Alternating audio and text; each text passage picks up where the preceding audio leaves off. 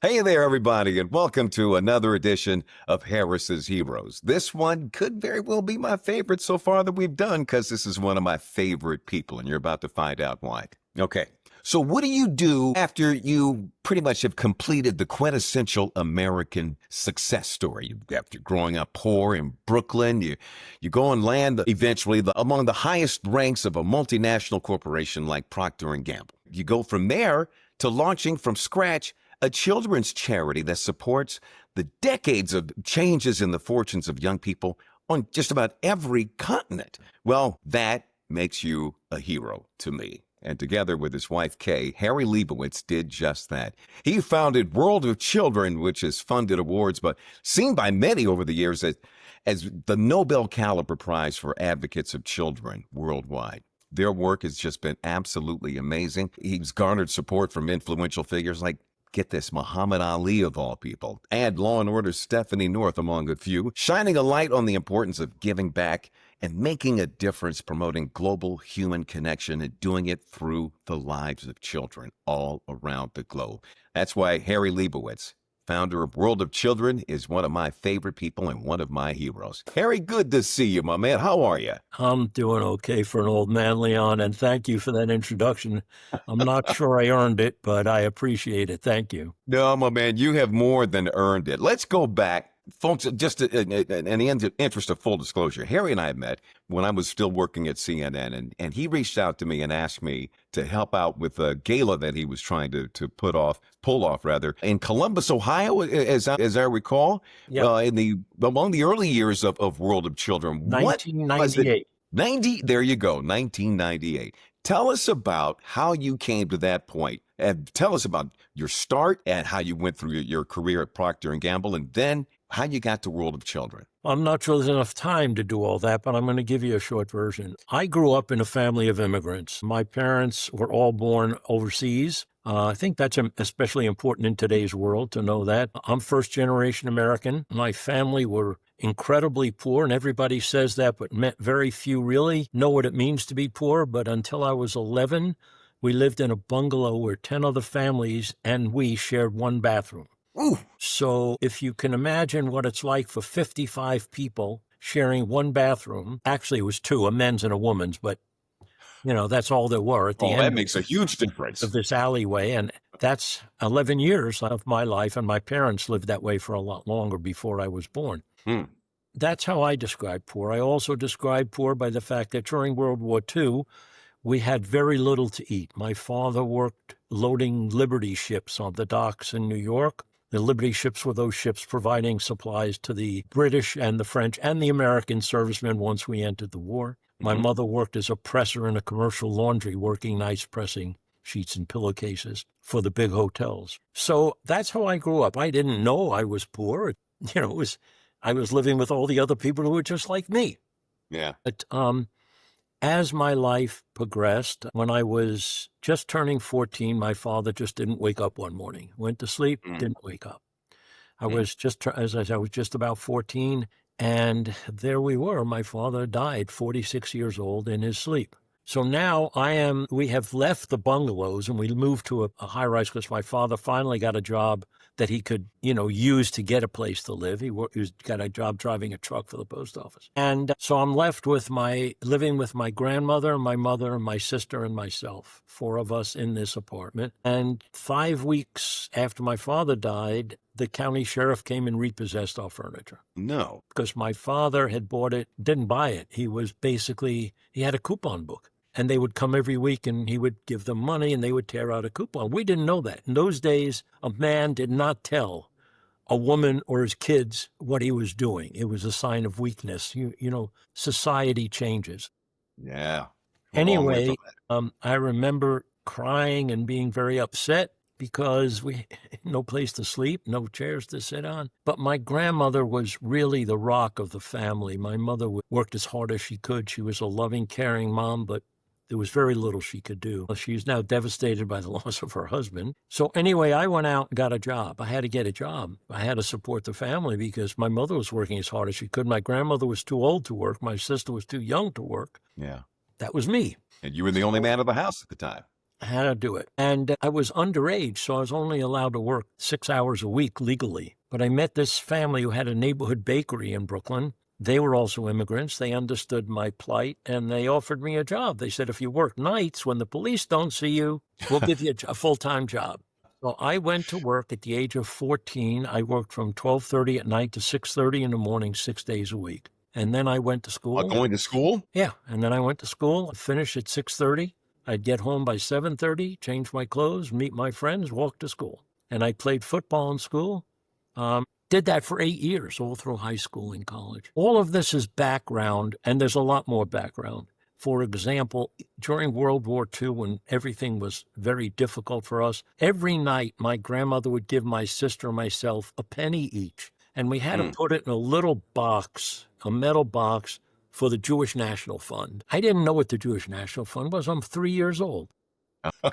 Grandma says, do what you do it. You do what Grandma says. That was my first reference to philanthropy, if you will. Anyway, so I worked at the bakery. I went through college, worked on my PhD, went to work, as you said, at P&G and so on. Eventually, I wound up working abroad, overseas, and I got to see the vicissitudes that were visited upon children in many countries in the world. It was 70s, early 70s. The world was a different place. Children were chattel property. Children were discarded on the streets. It was a very sad thing to see. And I would walk through these places and couldn't believe what I was seeing. Well, I decided, that I would do what I could when I could to help. So I donated money to this charity, to that charity. And then ultimately, I'm going to segue through all of the professional life. And it came to 1996.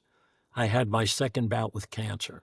The first bout was tough, but it wasn't disastrous. The second bout, I had massive surgery. I was in a hospital for 16 days. I was out of work for 3 months. I was really in bad shape, but I overcame it. And while I was recovering, it just occurred to me that I had 2 kids. I was divorced at the time. I had been divorced in 1996 for 6 years. And it just occurred to me that maybe it's time to stop fighting the wars of earning more and more money. Maybe I need to do something that works for the heart and the head more than the pocketbook. What do you think it was, this brush with mortality that moved you to reconnect with that brush with philanthropy when you were 3? I was living alone.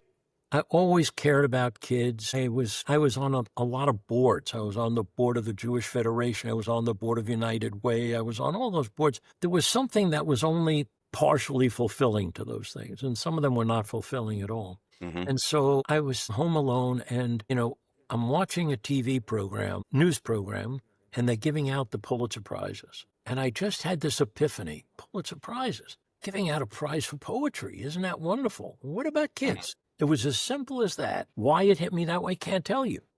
But I just said, okay, being a researcher, having a PhD in statistics, I decided to go do some research. I was home. I couldn't go anywhere. I couldn't drive. So I'm stuck at home, and people could take me to the library before computers. And what were you researching? I was researching charities for children. That's how I started out. I wanted to see what there was. And there were at that time a lot of charities, but most of them were very large, and most of them were working within the state or country political system in which they were involved. I knew from my experience that there were a lot of small charities, people who gave their lives to children for no reward other than the smile of a child. And these people gave up their lives, and they didn't help thousands or tens of thousands of children. They helped 10 children, 50 children, 100 children. But they made such a substantial change in those children's lives that it was amazing to me. And so I felt I had to help those people. Rather than start a charity to compete with them, I decided I would elevate them. And having come from P&G, I understood marketing. I understood how you find white space in the market. I understood how you create differentiation so that you can be unique. So I built World of Children around 3 basic principles that I felt were unique, and they were. Okay, and they were? The first one was that it was all about community-based organizations. We weren't going to compete with UNICEF. We weren't going to compete with Queen's Charity in London and all that. We were going to deal with the unsung people, the people out there who every day are trying to feed 60 or 80 or 100 kids or 20 kids. Those who are trying to rescue a handful of kids from slavery, those kinds of things. That was number one.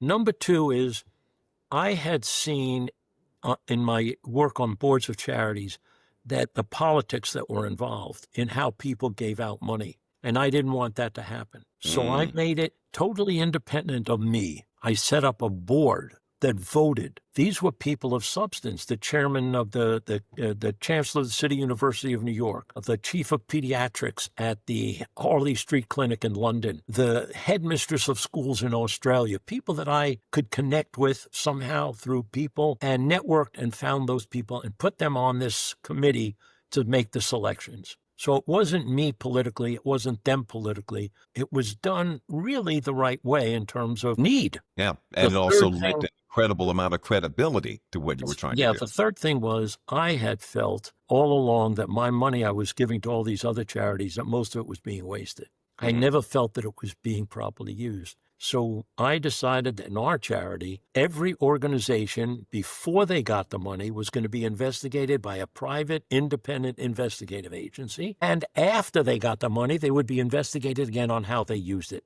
I wanted to make sure that my hard-earned money, because I worked really hard for my money, I wanted to make sure that it was going to the right place. It wasn't going down a rat hole. Well, those were the three legs of the stool upon which we built World of Children. And that third one is one of the things that really struck me because, you know, we covered a lot of the things that led to the plights of these children around the world, and money was flowing out and going to places and everyone who was giving was saying, well, what's the result? Actually making sure there were concrete results to justify these awards was something that I think was really, really important, because that actually opened the doors to more coming in. And also it told the story of what you all were really all about. Yeah, we were very fortunate in terms of the fact that the process, the procedure, the organization that I put together resonated with people. I mean, I made a call on a guy who you met, at Kellogg's. I didn't know him at all, but a mutual friend introduced me to him. His name was Joe Stewart. Joe Stewart.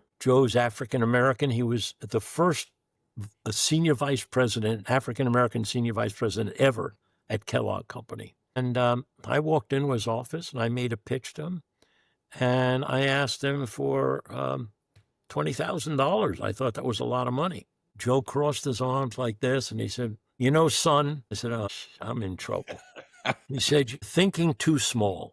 Sounds like Joe.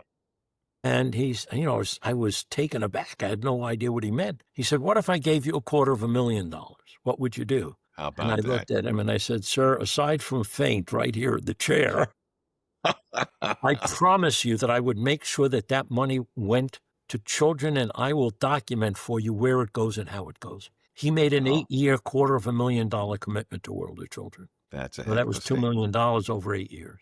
And that really got us launched. Yeah. And then it resonated with people like you. Yeah. Yeah, absolutely. And not just me, but it resonated with that guy who's over your shoulder there. Yes. In fact, right here over mine. Yeah. Muhammad Ali, that blew me away. Two of my most prized possessions are one sitting just to my right here is a box of cornflakes from Kellogg's. Thank you, Joe. At Muhammad Ali's side, you've got one as well.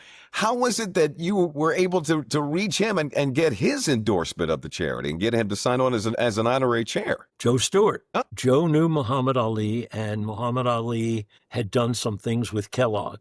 And Joe facilitated the introduction. And I met with Muhammad Ali, and he was already considerably damaged in terms of his health, but he was still bright-eyed and one of the funniest guys I ever met. And he looked at me and he said, what the hell do you want?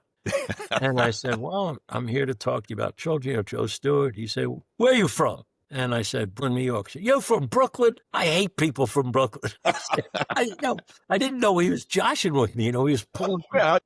Yeah, you had to be terrified. Pulling my strings. And so I looked at him and I said, well, I am what I am. I said, I'm from Brooklyn. And if you hate people from Brooklyn, I can be from somewhere else. I said, I've lived all over the world. And then he started laughing. He said, I'm just pulling your chain. And the concept and everything resonated with him, and he signed on. And he was our spokesperson for 7 years until he could no longer. he was no longer functioning appropriately, and he had to leave us after 7 years, and in year 9 of our existence, he passed. Yeah. But it was just, again, just such an amazing statement to have his face and name associated with it. And it really, for me, showed the importance of this human connection that you were making with this. And it was happening all over the globe. I mean, if you really sat down to think, Harry, about the ripple effects, I mean, and this is why it was so important that you started the way that you did with just going with the small charities. It's not about changing the entire world for all children, but changing one child's world at a time. And the ripple effect from changing each of these different, these lives in these small pockets around the world,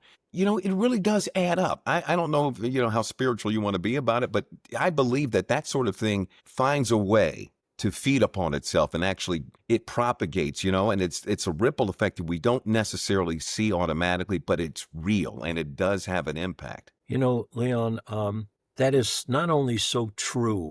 Our mantra was no child is disposable. No Yeah. child is disposable. I mean, once a child is born into this world, they are not disposable. I'm not going to get into the religious and ethnic things about what happens before they're born. But once they're here and breathing outside the womb, they are our responsibility. We Yeah. owe them the opportunity at a life. I don't care what color they are, what religion they are. I don't care if they're physically damaged, mentally challenged. I just don't care. They're a child and they deserve a chance at life. And I'll give you one story to tell you how what you said is so meaningful. When Kay and I were in Rwanda, we met 40 young women who had survived and one of our honorees, Jessica Markowitz from Seattle, had adopted these 40 girls and sent them all through their lives to school and so on because they had no money. They were in adoptive families or in, whatever. And these 40 girls were just amazing. And we met them. They were already in high school. One of the girls really got very close to Kay. She really loved Kay's story, and she loved that Kay was a tall, strong woman. So the second day, she came back with a wood carving. She gave Kay of a woman carrying a thing of water, and she said, "This is a strong woman. You're a strong woman. I'm going to be a strong woman." I'm going to complete the story because I know we don't have a lot of time. I think it was 2021. I got this message from somebody I didn't recognize, and it was her. No kidding.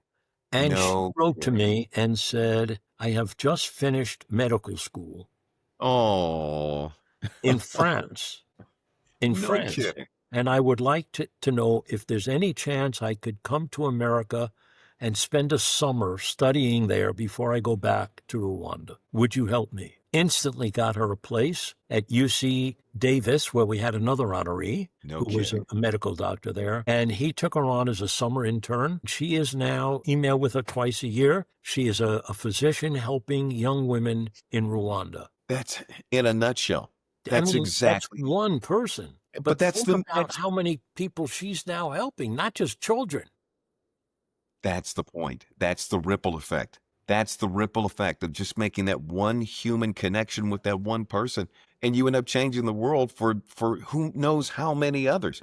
I'm sure there are thousands. But to me, even one just makes my life worthwhile. Yeah, and the thing that one of the other reasons that there's so many reasons that I love you guys and love what this is all about. But the other thing that I saw happening was much like that young lady's story.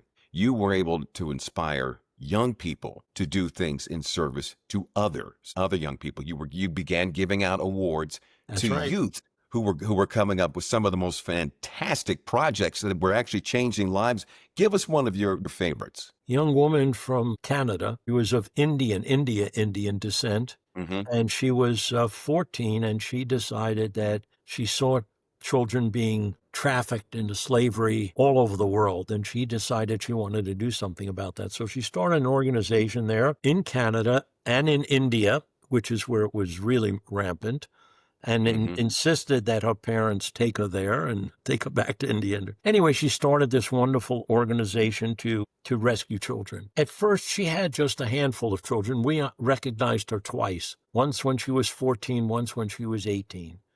She is now a PhD. She's still in Canada. She's now a member. She was honored by the Queen before she died. She's a No member of kidding. the Canadian Legion of Honor, and she has rescued, I would bet, well over 1,000 children, probably No 80% of them girls, 20% boys, from slavery. unbelievable. And the key thing about it is this. There are a Mm, lot of people who rescue kids from slavery, and then uh-huh. they abandon them. And those kids Mhm. wind up back on the streets or back in slavery. Yeah, Once she rescued them, she kept them going until they were educated and independent so they could earn a living without being on the streets or without being trafficked. unbelievable. She's an That amazing young woman. that almost sounds like a Mother Teresa kind of story. That's absolutely It's now her incredible. full-time job, which that's what she does. Yeah. And she's a wonderful, wonderful young woman. In fact, not too long ago, I got a letter from her asking for a letter of recommendation. She was going to receive some big honor in Canada that came with $100,000 Canadian dollar prize. And would I write a recommendation? Of course I would. So I wrote the recommendation. She got the prize. Makes it all I fulfilling. That's just phenomenal. But what a great example of how if you just have the right amount of, I don't know, just grit and determination to just ignore these vagaries that life may throw upon you and just keep going forward, you will find that others who are like-minded will gravitate toward you, and you will find a way to make the world a different and better place for other people along the way. That's your example, Harry. I mean, that's Well, your life. fortunate. I mean, to me, to have a quarter to go to a movie in 1950 was a lot of money. Kay didn't grow up that poor, but her family were military. They traveled all over the world. She was one of 5 kids. She started working young, and we both had fairly successful business careers. Mhm. Certainly not wealthy like Gates or those people, but we made enough money to live comfortably the rest of our lives, and we felt blessed by that. And so we determined that we had to give back. It was our responsibility and not just a responsibility, it was our blessing Mm. to be able to give back. And between us, we dedicated as many $1 million as we could from our investments to World of Children over 25 years. And it was a lot of millions. Sometimes we look back and say, I wish I had some of that now, No, but we're you doing did quite okay. you We're did the living right thing. well. We can take care of ourselves. We don't want for anything. And every dollar we spent was a blessing. And every dollar we raised from every person, we can feel certain it went to the kids. It did not go down a rat hole. It was not used to buy boats. It was not used to buy airplanes. It Yeah. was not used to buy, gold rings and diamonds. The only diamonds it was used on were the children. The children were the diamonds. Well, it was you took your blessing and multiplied it many, many times over, and you've changed the world for Yeah. children. It And was Harry, you should It was an honor to do everything we did, every hour of hard work, every dollar invested. Even today, now that we're retired, and by the way, the organization's still going with 2 of our former board members took it over, and they Mhm. are running it beautifully. So I'm blessed that it still continues. But even now that we're retired, just last night at dinner, Kay and I said, we have to remember how blessed we are. How Well, many? Yeah, go ahead. no, I was just going to say, since you mentioned that the charity is still going strong, you want to tell folks who are watching and listening right now how they can lend a hand if they so choose? Sure. Just go to worldofchildren.org. All run together, no spaces. Worldofchildren.org. You'll find the website, you'll find the story, and right there you can volunteer or you can donate. You can do whatever you want through the website. It's the easiest way to do it. Yeah.